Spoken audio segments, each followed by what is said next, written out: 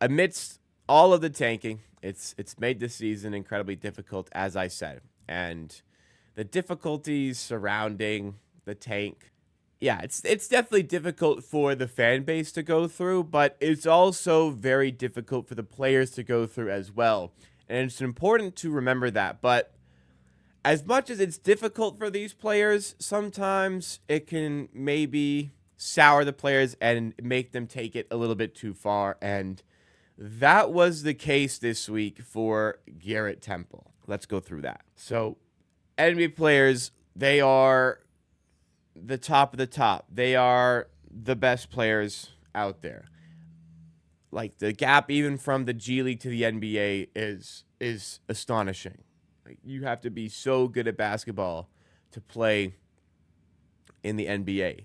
And naturally, to be good enough to play in the NBA, your entire life, essentially, maybe not college, because there's some teams that are just stacked, and maybe you join a team that's not very good. Anyways, your entire life playing basketball, if you are this good, if you're so good that you're in the NBA, the entire life you have played basketball, you have played on really good teams because you were on it. So, playing as a kid, playing as a teenager on your team, it's likely your team was really, really good because you were on it. And if you were on it and you're in the NBA, you are really good. Like, that's how it works for NBA players. So NBA players are competitive. They are used to winning. They're absolutely not used to losing. And maybe that could be different for some veteran players who have been on some losing teams, like maybe Garrett Temple throughout his career, who's been on winning teams, who has been on losing teams.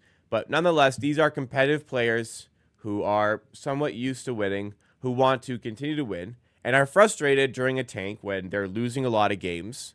The organization is trying to make them lose games. And for Garrett Temple, it made him reach his boiling point,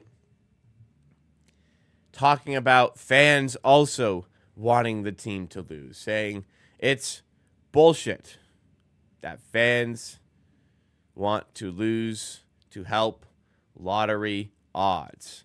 He told The Athletic, "I'm a realist, and I can understand the big picture thinking." Can you? But I would never wish for my team to lose a game. I would never wish for my players to go out there and not compete to win. As competitors, it's who we are. I think it's a situation that with the way the rules are, then there is the incentive to think like that. There is an incentive to think like that, Garrett. And that's, in my opinion, wrong. I think the league in general, Adam Silver in the NBA, they have a lot to think about in terms of trying to figure out ways to make it more competitive. And he's right. He is completely right about that. Garrett Temple is... What's his role with the NBA PA? I think he's like the assistant, not the assistant, but like he's second on the totem pole of NBA players in the NBA PA. I think, it's it's early. He's the vice president of the NBA Players Association. The president, I believe, is CJ McCollum. I'm just going to confirm that. Yeah, he's a voice that I'm sure is respected amongst the players and respected amongst the NBA high ups. But yeah, he thinks it's BS that fans can want the team to lose. I would never wish my team to lose a game. I would never wish my players to go out and not compete to win. Well, I think we're in a bit of the middle of those two comments there. I'll read it again. I would never wish for my players to not compete to win. I would never wish for my team to lose a game. I wish for my team to lose a game. I wish for my team to lose a game. And I recognize the big picture situation as well, obviously. The draft is where you build your team from. And you're bad, the Raptors. You're well, you know what? I say you're going to miss the playoffs anyways. They actually probably, if they really wanted to, could have challenged for the play-in tournament spots. Given the schedule, how easy it is, how bad the East has been, they probably could have done that. But from there, you're unlikely to make the playoffs, and you're unlikely to even like win a game in the first round of the playoffs against the Cleveland Cavaliers. Like that is a preseason for them. That's a warm up for them for the second round for the playoffs. Like, you can say, well, if Brandon comes back, like, still, that team has owned us this season mostly. We've had maybe one or two, maybe one close game, I think, but I think they destroyed us in the other ones. Like, anyways, the Cavs have had us this season. They're the best team in the East record wise, and we are not going to beat them in the playoffs. So, what's the sense of doing that when you could maximize your draft pick, maximize how easy it is to make your team better for next season? That's just the reality of the NBA. But I'm in the middle because I would never say I've wanted, like, watching the game. I've never said I've watched the players and thought, I hope they don't compete for a win. I know it's kind of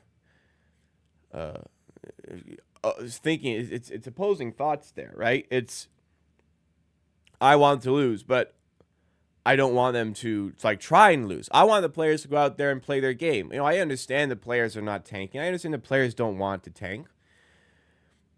But the measures that have been put into place, sometimes players sit out games. Sometimes they're not. Like, at the time of recording this is the morning after the Raptors beat, I almost said lost, but they beat the Wizards, which in turn is a loss, but they beat the Wizards. Second night of a back-to-back. Why the hell is Scotty Barnes playing? Seriously. That's one you just take out of his hands. Why would Scotty Barnes play the second night of a back-to-back? And it seems like Pirtle's kind of the trump card for the Raptors, where when he doesn't play, they're gonna lose.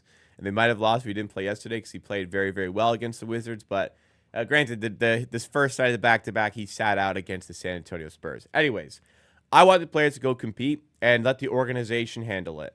But yeah, it sucks. I want my team to lose a game. It sucks, but I would love if there was an environment in which I could cheer for the Raptors to win every game. But the big picture situation is the draft is something that's going to help your team get better next season. And the Raptors, in recent history, are really good at drafting players and really good at developing players. This is the best way for the Raptors to get better. So why would I not want the Raptors to get the best chance to get the best player they can in a very good draft class? So I don't think it's bullshit like Garrett Temple is talking about here. He says it's bullshit, but then also acknowledges that, yeah, he understands it. He understands it. And then the problem is the NBA needs to change what things look like. I don't know what that fix is, what solves this, but something's got to change for sure based on the way this season has gone. The article continues here from Eric Kareen. This may be a case where everybody's perspective is correct. It's hard to blame NBA fans who want their struggling teams to land a potential franchise-changing player like Cooper Flagg.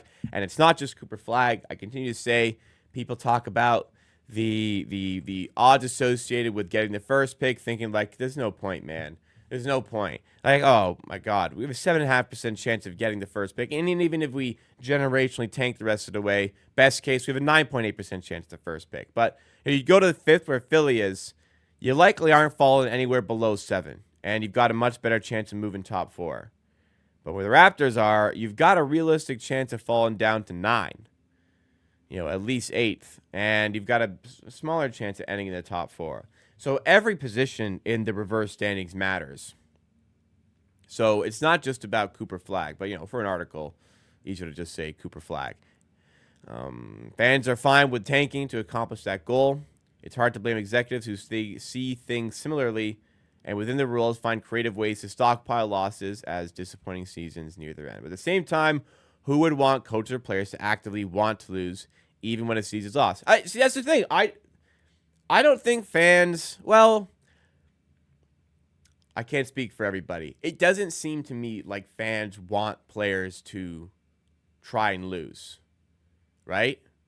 It's like, we're watching the games, a lot of us still. I'm watching the games. A lot of people I interact with and follow on social media, they are watching the games, and they still enjoy when a guy is playing really well and doing something well for the team. especially younger guys. Like, look, we still want to see the competitive spirit, which is tough to ask for from these guys. I get it, and it's a horrible situation for these players to be in. But fans are not demanding players, miss shots on purpose, miss some defensive signs on purpose. It's just we want the organization to step in and handicap the team, essentially. Make it harder for the team to win. It's a confusing situation. It's a horrible situation. I don't like how it is right now. I don't. I'm in agreement there with Garrett Temple. But I don't think it's bullshit that fans want the team to lose. And I think fans understand the big picture.